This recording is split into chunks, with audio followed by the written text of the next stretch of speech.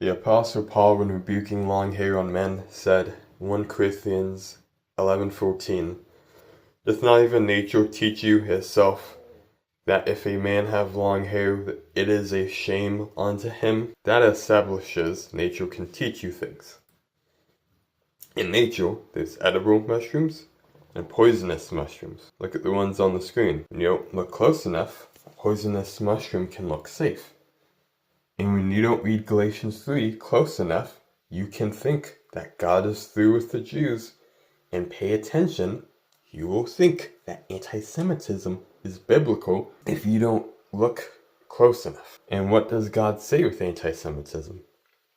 I will bless them that bless thee, and curse them that curse thee. That was a promise to Abraham's children, and in Numbers 24:9, it was confirmed it went to Israel. So if you curse Jews or Israel, you're cursed. Romans 11:29, Galatians 3 affirms that God isn't done with that promise. Now, how does Galatians 3 debunk replacement theology? Before I go into that, you must keep one thing in mind. Romans 11:28-29. As concerning the gospel, they, Jews, are enemies for your sakes, but as touching the election, they are beloved for the Father's sakes, for the gifts and calling of God are without repentance. Everything Paul says in Galatians 3 has to not contradict what he wrote in Romans 11:29, precept upon precept, where he said God's promises in his calling of Jews cannot be taken back. I am going to read the entirety of Galatians 3, and I will give commentary when appropriate. O foolish Galatians, who hath bewitched you, that ye should not obey the truth, before whose eyes Jesus Christ hath been evidently set forth, crucified among you? This only would I learn of you, received ye the Spirit by the works of the law, or by the hearing of faith? Are ye so foolish? Having begun in the Spirit, are ye now made perfect by the flesh? Have ye suffered so many things in vain? If it be yet in vain, he therefore that ministereth to you the Spirit, and worketh miracles among you, doeth he it by the works of the law, or by the hearing of faith? Even as Abraham believed God, and it was counted to him for righteousness. Galatians 3:6 and the entirety of Romans chapter 4 is a very good example that Paul's epistles and James contradicts without dispensationalism, how they both apply Abraham in different ways, and James literally contradicts Paul in saying that no, he wasn't justified by faith. He, Abraham, wasn't justified by faith. Know ye therefore that they which are of faith, the same are the children of Abraham. Christians are spiritually Jewish, which is what this verse is speaking about. However, I remind you again of the verse. Whatever Paul says has to be limited by Romans 11:29, for the gifts and calling of God are without repentance. Where the Christian is spiritually cannot A, take away God's gifts / promises to Jews, B, take away God's calling for Jews, which leaves the Christian being children of Abraham in a very limited spot. You can't say that Christians are the new Jews without making the Bible contradict itself. In the scripture for saying that God would justify the heathen through faith, preached before the gospel unto Abraham, saying, in thee shall all nations be blessed. If you have a reference Bible, it will probably say this is a reference Genesis 12:3, however that is false. Genesis 12:3 says, and I will bless them that bless thee, and curse him that curseth thee, and in thee shall all families of the earth be blessed.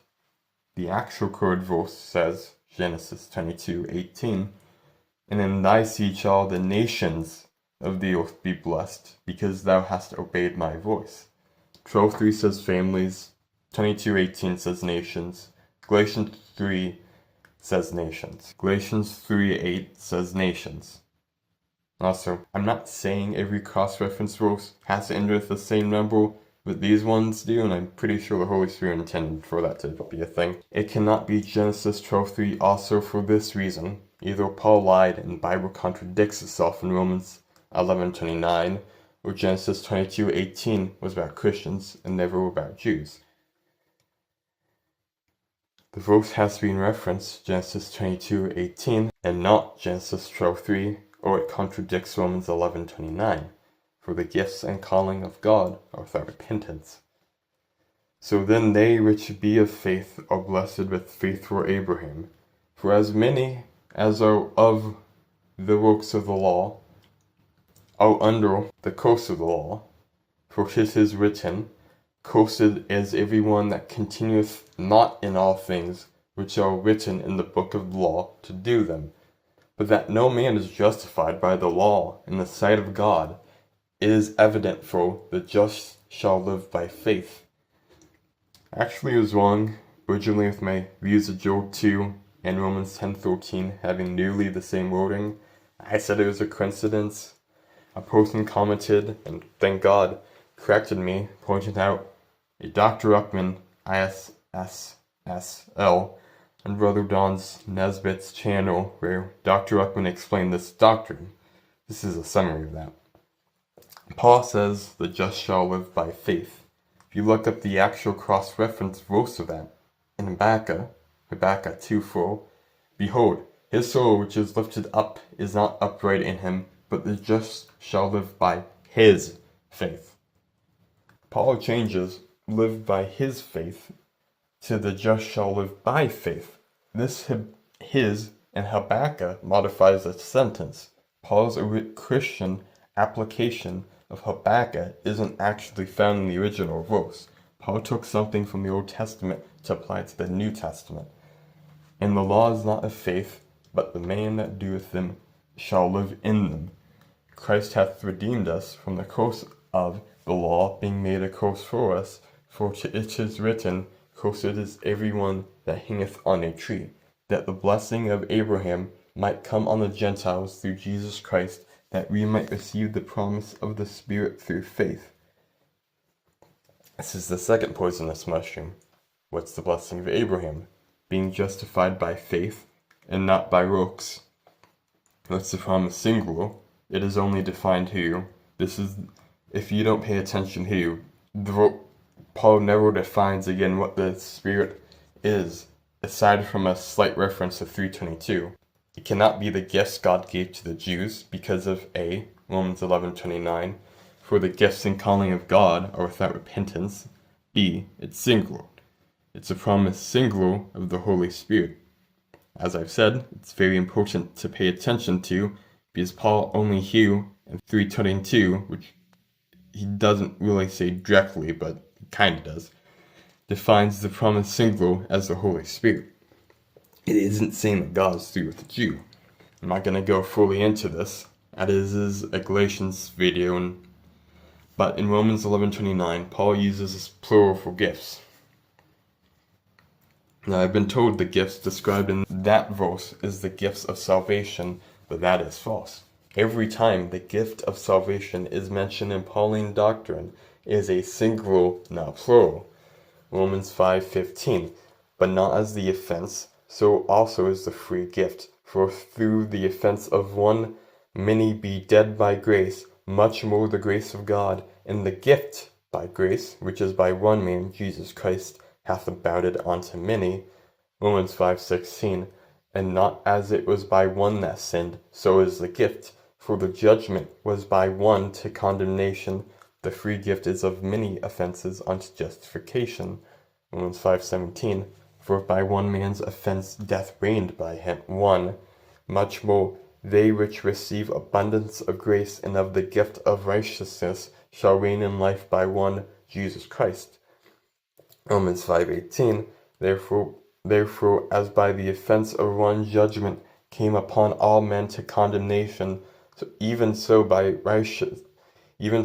righteousness of one the free gift came upon all men unto justification of life.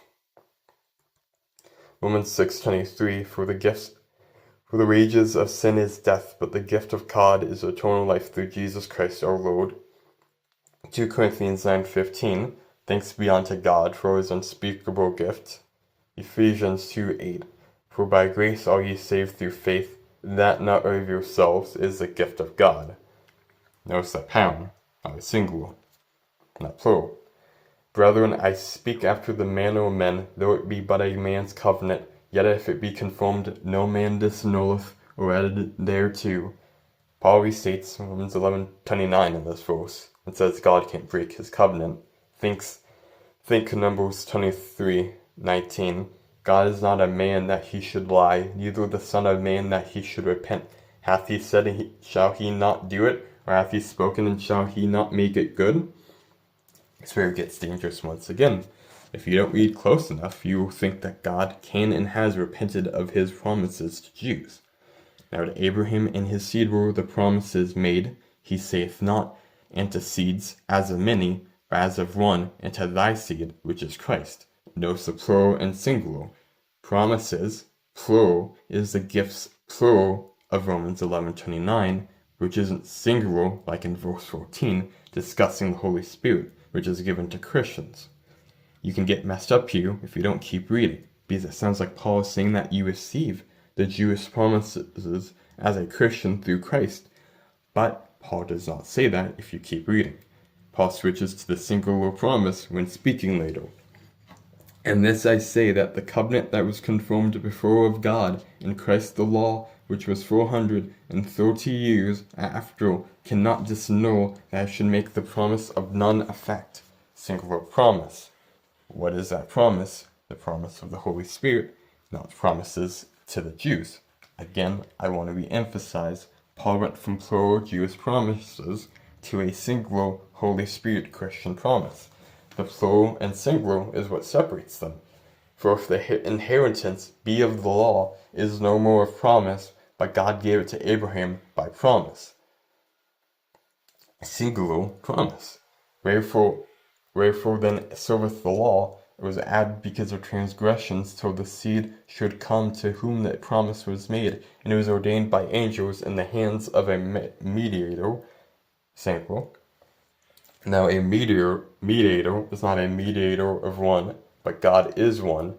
Is the law then against the promises of God? God forbid. For if there had been a law given which could have given life, verily righteousness should have been by the law.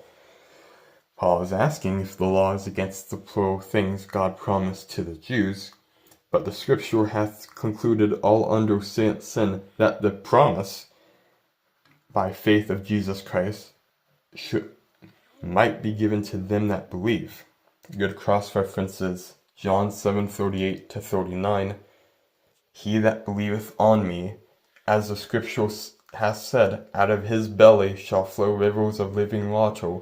This spake he of the Spirit, which they that believe on him should receive. For the Holy Ghost was not yet given, because that Jesus was not yet glorified. Look at my believeth on versus believe on study also. It then switches back from the Jewish promises to the singular promise of the Holy Spirit to anyone who believes. But before law came, we were kept under the law, shut up unto the faith which should afterwards be revealed. Wherefore the law was our schoolmaster to bring us unto Christ, that we might be justified by faith. But after the faith is come, we are no longer under a schoolmaster. For ye are all the children of God by faith in Christ Jesus. For as many of you have been baptized into Christ, have put on Christ. There is neither Jew nor Greek, there is neither bond nor free, there is neither male nor female, for ye are all one in Christ Jesus. You may say, doesn't this contradict that God has a plan for ethnic Israel? How can God have promises for ethnicity when God has said there's no differences between Jews and Greek? Well, there's a very small amount of Jews saved today. The vast majority of Jews are not in Christ, and there is a difference between them and Greeks. And if ye be Christ's, then ye are Abraham's seed, and heirs according to the promise, singular promise of the Holy Spirit. To recap, there's two branches in Galatians 3, the plural Jewish promises, the singular promise, Christian promise of the Holy Spirit. The idea that Christians have replaced Jews is nonsensical because Paul speaks of the plural promises God made to Jews. Then when he speaks about Christians, he speaks of a singular promise. If Jews are replaced in Christian replacement theology is true, then we should have plural promises, not singular. That is how Galatians 3 debunks replacement theology. I would like to thank Steve Sojan, Dr. Ruckman for their studies on Galatians 3 and the commentary for their ISSL nugget.